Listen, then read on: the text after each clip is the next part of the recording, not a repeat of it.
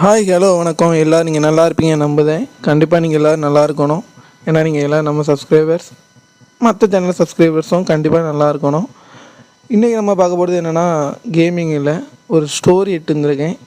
நல்லாயிருக்கும். நம்ம சேனலில் எல்லாமே போடுவோம், ஸ்டோரி கேமிங்னு எல்லாமே போடுவோம். இன்றைக்கி பார்க்க போகிற ஸ்டோரியோட டைட்டில் என்னென்னா, தொடங்குவதும் தொடர்வதும். டைட்டிலே வித்தியாசமாக இருக்குல்ல, ஆனால் கதை நல்லாயிருக்கும். வாங்க கதைக்குள்ளே போகலாம். ஒரு அழகான கிராமம். அந்த கிராமத்தில் நிறையா வீடு இருக்குது. அதில் ஒரு ஏழை குடும்பமும் இருக்குது, பணக்கார குடும்பமும் இருக்குது. அதுவும் எதிரெதிர் வீடுகளாக தான் இருக்குது. ஆனால் அந்த ரெண்டு வீட்டு பையங்களும் நல்ல நண்பர்களாக தான் இருக்காங்க. அந்த ரெண்டு பேருமே ஒரு நாள் பள்ளிக்கூடத்துக்கு போகிறாங்க. பள்ளிக்கூடம் போகல, ஒருத்தன் ஏழை வீட்டு பையன், இன்னொருத்தன் பணக்கார வீட்டு பையன். அப்போ அந்த பணக்கார வீட்டு பையன்கிட்ட கேட்கான், நீங்கள் மட்டும் எப்படி இவ்வளோ பணக்காரங்களாக இருக்கீங்க அப்படின்னு கேட்கான். அதுக்கு அந்த பையனும் சிரிச்சுக்கிட்டே, எங்கள் அப்பாட்ட கேட்டால் தான் தெரியும் அப்படிங்கிற மாதிரி சொல்லிட்டு போயிருந்தான்.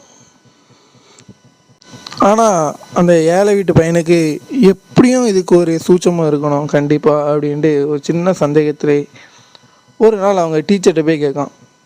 டீச்சர், எப்படி நம்ம பணக்காரங்களாக ஆகலாம் அப்படின்னு சொல்லி கேட்கும்போது அந்த டீச்சர் அதுக்கு சொல்லுதாங்க, சிரிச்சுக்கிட்டே தான் சொன்னாங்க, நம்ம எவ்வளவுக்கு எவ்வளோ செலவு பண்ணுதோமோ அதுக்கு அதிகமாக இருக்கணும் சேமிப்பு அப்படின்னு சொல்லிட்டு அவங்க கிளம்பிடுறாங்க. அந்த பையன் யோசிக்கான். அப்போ டீச்சர்கிட்ட, என்ன இது எப்படி டீச்சர் சாத்தியம் அப்படிங்கும்போது, எல்லாத்துக்கும் காரணம் பணம் தாண்டா அப்படின்னு சொல்லிட்டு அவங்க போயிடுறாங்க. அந்த பையனுக்கும் பணம் அப்படின்னோடனே அவனுக்கு பெரிய அளவில் ஒரு ஈர்ப்பு இல்லை. ஆனால் யோசிக்கான், ஆமாம் நம்ம அதனால தான் ஏழையாக இருக்கோமோ அப்படின்ட்டு யோசிச்சுட்டு வீட்டுக்கு போயிட்டுருக்கான். வீட்டுக்கு போயிட்டு அவங்க அப்பா வேலை பார்க்கறத கவனித்து பார்க்கான். அவங்க அப்பா ஒரு வயல் விவசாயி. அவர் கீரை வியாபாரி மாதிரி கீரை வச்சு கீரையை விற்றுக்கிட்டு இருக்காரு. ஒரு நாள் அந்த கீரையை ஒரு தரகர்கிட்ட கொண்டு போய் கொடுக்காரு. அதை இந்த பையன் பார்த்துக்கிட்டே இருக்கான். பார்த்துட்டு அவனும் அவங்க அப்பாட்ட போய், இப்படி கீரை கிட்ட குடிக்கிங்களப்பா, ஒரு கெட்ட கீரைக்கு எவ்வளோ தருவாங்க அப்படின்னு கேட்கும்போது, ₹1 அப்படின்னு சொல்லியிருந்தான். சொல்லிட்டு போகையில், சரி அப்போ ஏதோ ரொம்ப விலை குறைவாக இருக்குது அப்படிங்கிற எண்ணத்துலேயே அவன் இருக்கான். அதே மாதிரி கொஞ்ச நாள் கழித்து போகுது. பள்ளி படிப்பும் முடிஞ்சிருது. முடிஞ்ச உடனே பணக்கார பையனும் ஏழை பையனும் வராங்க. வரும்போது பணக்கார பையன், நான் வெளிநாட்டில் போய் நான் படிக்க போகிறேன் அப்படிங்க. உடனே ஏழை பையன் எப்பவும் போல் பேசிக்கிட்டே, என்னடா என்ன படிக்க போகிற அப்படிங்கிற மாதிரிலாம் கேட்கான். அதுக்கு அவனும், நான் இந்த மாதிரி வெளியூரில் சீட் வாங்கியிருக்கேன், நான் இந்த மாதிரி படிக்க போகிறேன் அப்படின்னு சொல்லிட்டு போகிறான். போகும்போது உடனே அவனும் சரி அப்படின்னு சொல்லிட்டு நடந்து போயிட்டுருக்காங்க. நீ என் கூட வாரியா, ஒரு மார்க்கெட் வர போயிட்டு வருவோம் வாரியா அப்படிங்க. உடனே அவனும் சரின்னு சொல்லி சிரிச்சுட்டே போகிறான். கடைசியில் அவங்க வீட்டுக்கு போகல. பணக்கார வீட்டு பையன் வீட்டுக்கு போயிருக்கான். வீட்டுக்கு போய் பார்க்கும்போது பார்த்தா அங்கே கீரை இருக்குது. உடனே அவங்க அம்மா சொல்லுவாங்க, இந்த கீரை ₹25 அப்படின்னு சொல்லி சிரிச்சுக்கிட்டே சொல்லுதாங்க. அதுக்கு உடனே அவங்க பணக்கார வீட்டு பையனும், கம்மியாக இருக்குப்பா அப்படிங்க. ஆமாம், நம்ம அப்பாவுக்கு இன்னொன்று தாண்டா கம்மி பண்ணி கொடுத்துருக்காங்க, வெளியேனா ₹35 ₹40 கிட்ட சொல்லுவாங்கடா அப்படின்னு சொல்லிட்டு சிரிச்சுக்கிட்டே போயிருந்தாங்க. அப்போ மார்க்கெட்டு போகண்டாமான்னொடனே போகண்டாம் அப்படின்னு சொல்லியிருந்தாங்க. உடனே இந்த ஏழை வீட்டு பையன்ட்டு, நீ போயிடுறா, நான் இன்றைக்கி மார்க்கெட்டு போகலன்னு சொல்லியிருந்தான். உடனே அவனுக்கு வீட்டுக்கு போயிருந்தான். ஆனால் அவனும் இங்கேயும் கவனித்து பார்க்கும்போது மார்க்கெட்டில் ஒரு கீரையோட வேலை ₹40 மாதிரி தெரியுது. ஆனால் யோசித்து பார்த்துட்டு ஒரு மாதங்கிட்ட கழிஞ்சதுக்கப்புறம் அந்த பணக்கார வீட்டு பையனும் பார்த்துட்டு, இனிமேல் அந்த பணக்கார வீட்டு பையனும் கேட்குறான், நீ என் கூட வெளியூர் படிக்க வரியான்னு கேட்குறான். அதுக்கு அந்த ஏழை வீட்டு பையன், இல்லை எங்கிட்ட அந்தளவுக்கு வசதி இல்லை, நீ போயிட்டு வா, நான் இடையில சேர்ந்துக்கிறேன் அப்படின்னு சொல்லியிருந்தான். சொன்ன மாதிரியே இவனும் படிக்க வெளியூர் கிளம்பியிருந்தான். அப்போ அந்த ஏழை வீட்டு பையன் இருக்கான். அவனுக்கு என்ன பண்ணுதுன்றே தெரியலை. ஒரு கட்டத்தில் யோசிச்சுட்டு, சரி கீரை விலை ₹1 எடுக்காங்க அப்பாட்ட, ஆனால் இங்கே ₹40 கிட்ட சொல்லுதாங்க. அப்போது என்ன நடக்கு அப்படிங்கிறத யோசித்து பார்த்துட்டு, சரி இது நம்ம உள்ளே போனால் தான் தெரியும் அப்படின்னு சொல்லிட்டு ஒரு மார்க்கெட்டில் போய் வேலைக்கு சேர்ந்தான். ஃபஸ்ட்டு அவங்க அப்பாட்ட சொல்லி அவங்களுக்கு தெரிஞ்ச ஆள் மூலமாக ஒரு தரகர்கிட்ட போய் முதல்ல வேலைக்கு சேர்ந்தான். அப்படி வேலைக்கு சேர்ந்தோடனே அங்கேயே நல்லா உழைக்கான். அவனே மாதிரி உழைக்கிறதுக்கு ஒரு ஆள் இல்லை அப்படிங்கிற மாதிரி நல்லா வேலை பார்த்துட்டு அங்கே இருக்க எல்லா மக்கள் கூடயும் நல்லா பழகுதான். என்னதான் நம்ம எவ்வளோ தான் பார்த்தாலுமே நல்லா பழகுதான். அவன் வந்து இருக்க பாமர மக்கள்டையும் சரி பணக்காரங்கள்டையும் சரி ஒரே மாதிரி தான் பழகுதான். பழக்கத்தில் வித்தியாசமே இல்லை. அப்படிங்கும்போது கொஞ்ச நாள் அங்கே வேலை பார்த்துக்கிட்டு இருக்கான்.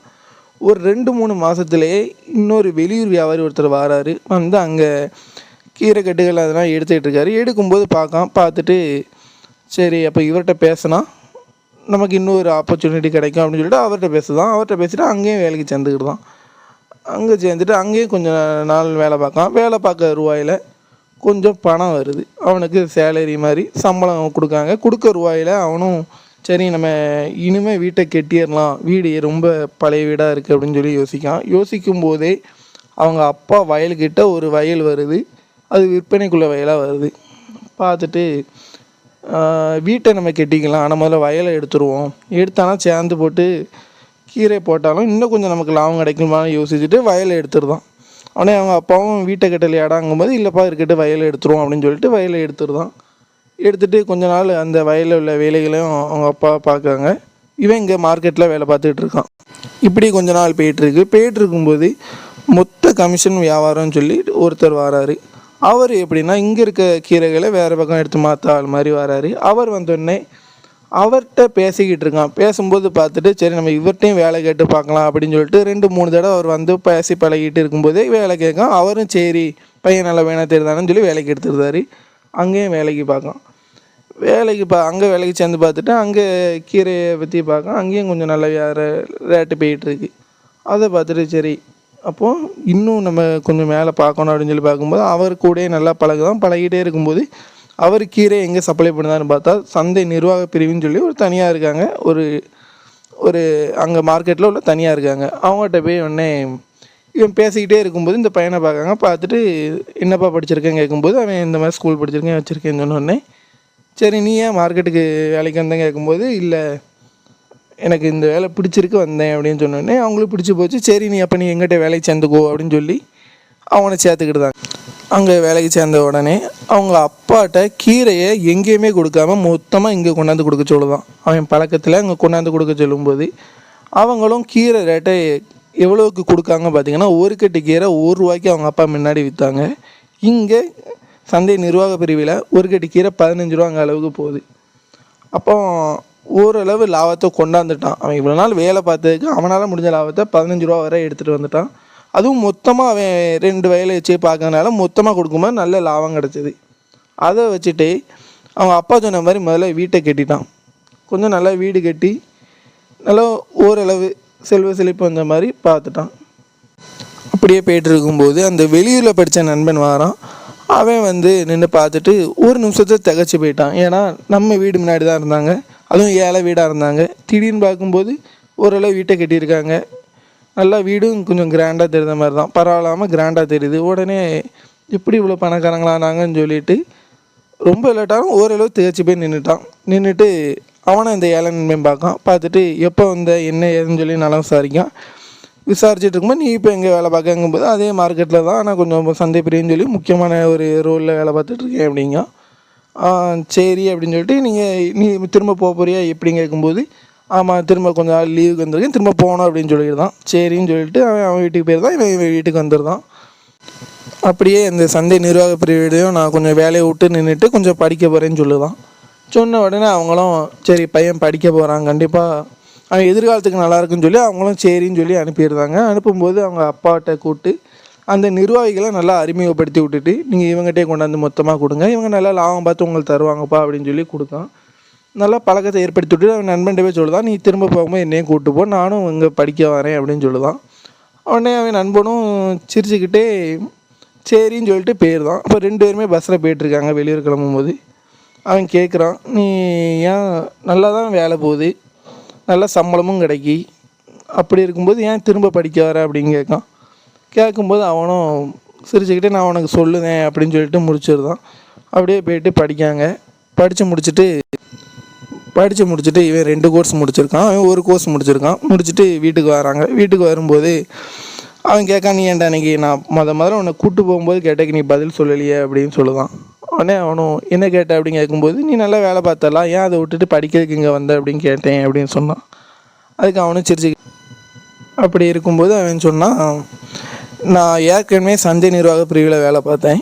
அதுக்கு மேல் சந்தை பிரிவுன்னு சொல்லி ஒரு பகுதி இருந்தது, அங்கே வேலை இருந்தது. அதுக்கு நான் முறையாக விண்ணப்பிக்கும் போது கல்வி தகுதி நிலை இல்லை அப்படின்னு என்ன சொல்லிட்டாங்க.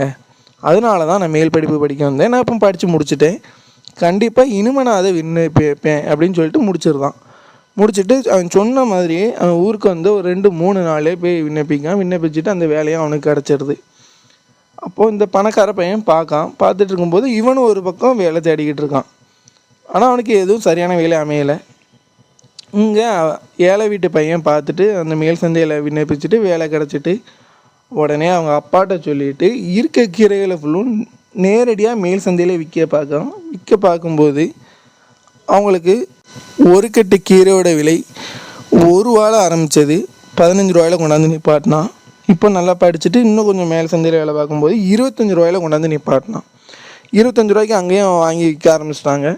அப்போ அவனோட அப்பா அவனை பார்த்துட்டு பரவாயில்ல நம்ம பையன் ஓரளவு வந்துட்டான் அப்படின்னு சொல்லி சந்தோஷப்படுதாரு. அதே நேரத்தில் 25 ரூபாய்க்கு கீரையை விற்கும்போது அவங்களுக்கு நிறையா கீரை கொடுக்கும்போது நல்ல லாபம் இருந்தது. ஓரளவு நல்லா குடும்ப செல்வ செழிப்பாக கொண்டாந்து விட்டுட்டு இப்படி போயிட்டுருக்கையில் பணக்கார பையன் வேலை தேடிக்கிட்டு இருந்த பையனுக்கு வேலை கிடைக்கல. அப்பொழுது ஒரு நாள் 2 பேரும் சந்திக்காங்க. நேரடியாக சந்திக்கும் போது அவன் கேட்கான், எனக்கு வேலையே கிடைக்கல, ஆனால் உனக்கு மட்டும் எப்படி இப்படி அமைஞ்சது எல்லாமே அப்படின்னு சொல்லி கேட்டுட்டு, நீங்கள் எப்படி இப்படி பணக்காரங்களா நீங்கள் அப்படின்னு கேட்கான். எங்கே ஆரம்பித்ததுன்னு பாருங்கள். முதல்ல கேட்டான், நீங்கள் எப்படி பணக்காரங்களா நீங்கன்னு சொல்லி ஏழை பையன் பணக்காரன்ட்ட கேட்கும்போது எங்கள் அப்பாட்ட தான் கேட்கணும்னு சொல்லிட்டு அவன் போயிட்டான். இப்போ இந்த பணக்கார பையன் ஏழை பையன்ட்ட கேட்கான். அதுக்கு அந்த பையன் ஒன்றும் சொல்லாமல் அப்படின்னு தகச்சு போய் நிற்கான். ஏன் நீ இப்படி திடீர்னு கேட்க அப்படின்னு கேட்டுட்டு அப்படி நிற்கும்போது அவன் சொல்லலாம், எங்கள் அப்பாட்ட போதிய வருமானம் இல்லை, தொழில் முன்னைய மாதிரி இல்லை, அதனால் நாங்கள் இப்போ கொஞ்சம் கஷ்டப்பட்டுட்ருக்கோம் அப்படிங்கிற மாதிரி சொல்லுதான். உடனே சாதாரண சந்தையில் தான் நீ வேலை பார்த்த, அந்த சந்தையில் எப்படி இவ்வளோ பணம் கிடைக்கும், இல்லை அங்கே வேலை தான் டெய்லி இருக்குமா, வேலை எப்படி கிடச்சிது, என்ன இப்படி பணக்காரன் ஆக முடியுமா அப்படின்னு கேட்கும்போது அந்த ஏழை வீட்டு பையன் பார்த்துட்டு சின்னதாக ஒரு நவட்டு புன்னையே கூட சொல்லலாம், சின்னதாக சிரிச்சுக்கிட்டே அவன் சொன்ன ஒரே வார்த்தை என்னென்னா, ஒரு செயலை தொடங்குவதில் இல்லை வெற்றி, தொடருவதில் தான் உள்ளது. நம்ம என்ன வேலை பார்த்தாலுமே அந்த வேலையிலேயே தொடர்ந்து நம்ம மேலே போயிட்டு இருக்கும்போது அவங்களுக்கு நல்ல வருமானமும் வரும், நல்ல மரியாதையும் வரும் அப்படின்னு சொன்ன உடனே அந்த பணக்கார பையனுக்கும் கொஞ்சம் புரிஞ்சுக்கிட்டு, அவனுக்கும் ஆமாம் கஷ்டப்பட்டு தான் வரண்டே இருக்கு போல இருக்குது வாழ்க்கையில் அப்படிங்கிறத அவனுக்கு புரிஞ்சுக்கிட்டு, அதே நேரத்தில் அந்த ஏன் நண்பனும் பார்த்துட்டு, நீ ஒன்றும் கவலைப்படாத, வா ஏன் ஆஃபீஸில் உனக்கு இன்னொரு நல்ல வேலை வாங்கி தரேன் அப்படின்னு சொல்லி 2 பேரும் பேசி சிரிச்சுக்கிட்டே போயிட்டாங்க. இந்த கதையிலேருந்து உங்களுக்கு நல்லா புரிஞ்சுருக்கும், நம்ம எவ்வளவு தான் கஷ்டப்பட்டாலும் வெவ்வேறு இடத்துல நம்ம வேலை பார்த்தாலும் சரி தான், ஆனால் நம்ம பார்க்க வேலையில் ஒரே வேலையில் இருந்தாலும் அதை நம்ம இடையில நிப்பாட்டாமல் தொடர்ந்து நம்ம இப்போ ஒரு வேலை பார்க்காங்க, அதே கம்பெனியில் வேறு வேலை பார்த்துட்டு இருக்கும்போது அவங்களுக்கு சேலரி இன்க்ரிமெண்ட் ஆகும், நல்ல வாழ்க்கையும் தரம் உயரும். அதாவது தொடங்குவதில் இல்லை வெற்றி, தொடர்வதில் தான் உள்ளது. இதுதான் கதை கான்செப்ட்டு. கண்டிப்பாக இந்த கதை உங்களுக்கு பிடிச்சிருக்குன்னு நம்புகிறேன். இதே மாதிரி வேறொரு கதையோடு வரேன், அது தண்டிக்கும் பார்ப்போம். மறக்காமல் இந்த வீடியோ பிடிச்சிருந்தா நம்ம சேனலை சப்ஸ்கிரைப் பண்ணி வச்சுடுங்க. இதே போல் டெய்லி ஒவ்வொரு கதையோடு நான் வரேன், பார்ப்போம். பாய்.